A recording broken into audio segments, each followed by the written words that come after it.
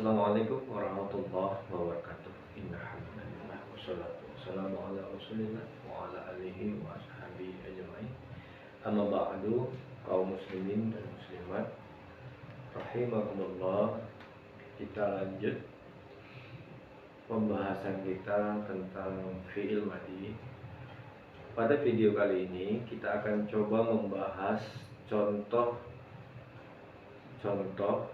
fi'il madhi wazan yang kedua di dalam surat Al-Kahfi ayat 71. Oke. Coba kita lihat ayat ini. Adakah lafaz yang serupa dengan wazan yang kedua yang sudah kita bahas pada video kemarin? Mari kita lihat. Ayatnya berbunyi fantalaqa hatta idza rakiba fis safinati kharaqaha qala akharaqtaha litughriqa ahlaha laqad ji'ta syai'an imran. Dari ayat ini ada beberapa fi'il madhi, namun yang sama persis dengan wazan fa'ila yang sedang kita pelajari ini hanya satu saja, ya. Ada pada kata rokiba, ya. Kata rokiba, ya, ini adalah fi'il madhi. Kenapa? Karena dia sesuai dengan timbangan fa'ilah, ya. Jadi rokiba ini dia sama dengan timbangan fa'ala. Mari kita lihat. Ro-nya berbaris fathah, ya.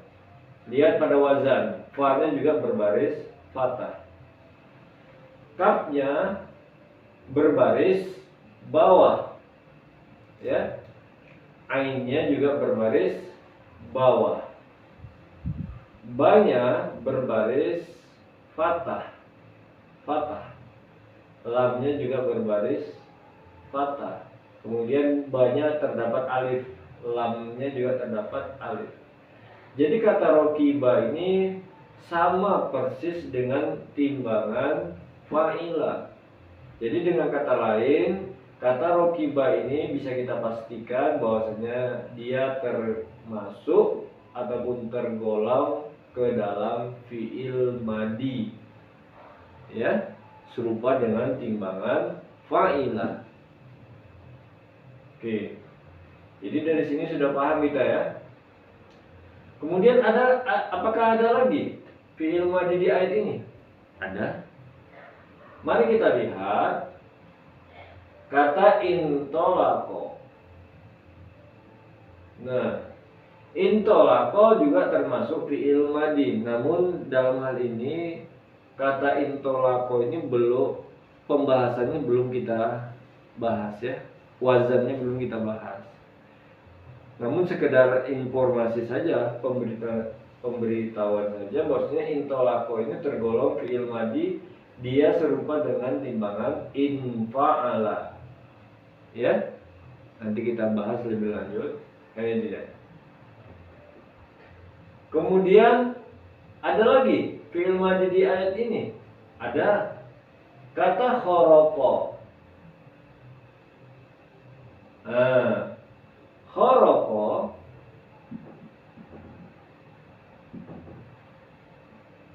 serupa dengan timbangan fa'ala. Wazan pertama yang sudah pernah kita bahas, ya. Jadi khoroqo serupa dengan timbangan fa'ala.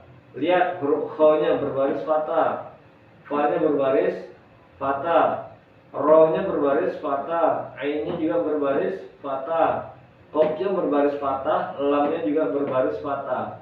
Dengan ini kita bisa menyatakan bahwasanya khoroqo adalah fi'il madhi karena dia serupa dengan wazan fa'ala.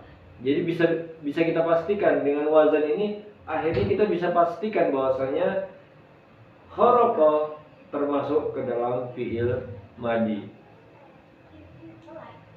Adakah lagi fiil madi di ayat ini? Ada. Pada kata kharaqta, ya, oke, kharaqta.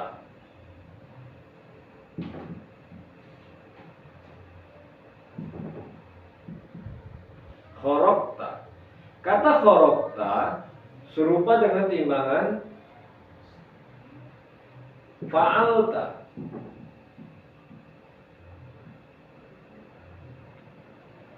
Fa'alta ini wazan pertama yang sudah kita pelajari, ya. Fa'ala, fa'ala, fa'alu, fa'alat, fa'alata, fa'alna, fa'alta. Nah, itu dia. Jadi wazan pertama perubahan yang ke-7, ya. Ini fa'alta. Jadi kata kharaqta serupa dengan wazan fa'alta. Kho-nya berbaris fathah, ro-nya berbaris fathah, ain-nya berbaris fathah, lamnya mati, qaf-nya mati, dan ini ada huruf ta. Jadi sama persis dia dengan timbangan fa'alta, kharaqta, fa'alta, sama. Jadi bisa kita pastikan kata kharaqta ini serupa dengan fa'alta. Jadi dia termasuk ke dalam fi'il madi. Kemudian adakah lagi? Ada. Namun dia tidak seperti yang kita pelajari. Kenapa saya katakan seperti itu? Karena fiil yang satu ini dia dibina dari mu'tal ajwa. Kalau yang contoh-contoh yang ada ini, baik itu rokiba, kharaqa, dan kharaqta, ketiga ini dia dibina oleh sohih, ya. Kata kerjanya dibina dari sohih. Sementara kata qala, pembentukan katanya dibina dari wazan mu'tal ajwa. Kata qala dia dibina dari mu'tal ajwa. Sebenarnya kata qala serupa dengan timbangan fa'ala, ya. Kenapa bisa begitu? Ya, karena qala dalam kaidah bahasa Arab ini aslinya adalah qawala. Dalam kaidah bahasa Arab, kata qala itu aslinya ataupun asalnya berasal dari kata qawala, ya. Jadi waw di sini sebagai huruf ilat, ya, huruf ilat. Maka dalam kaidah bahasa Arab, huruf ilat itu bisa diubah, ya, menjadi alif. Jadi waw ini bisa dirubah menjadi alif disebabkan huruf sebelumnya berbaris fathah. Jadi huruf ilat ini bisa berubah menjadi alif apabila huruf sebelumnya dia berbaris fathah, sehingga jadilah dia qala. Begitulah dia kaidah dalam bahasa Arabnya, ya.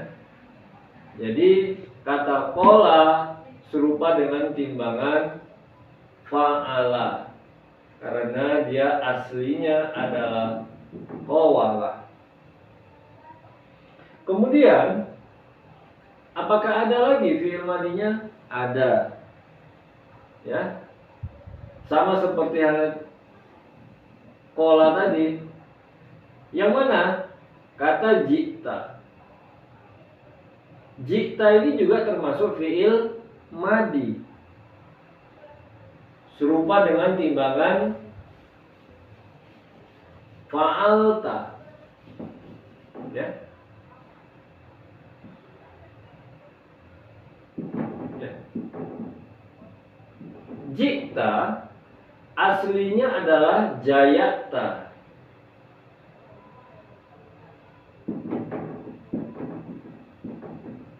Jayata. Ya. Jadi jikta ini aslinya adalah jayata, berarti serupa dengan timbangan fa'alta. Fa'alta. Ya.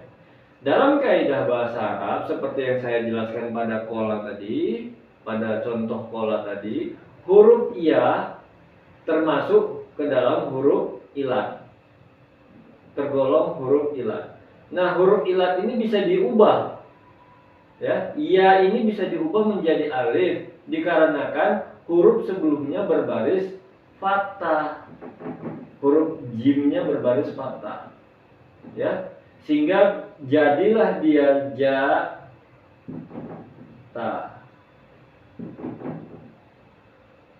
Jadilah dia ja-ta.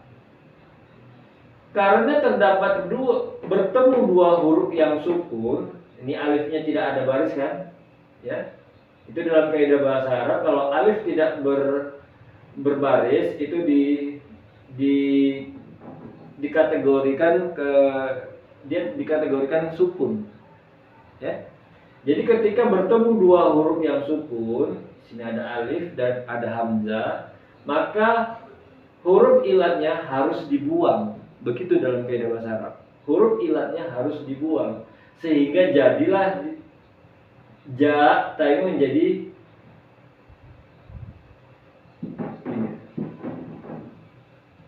ja-ta.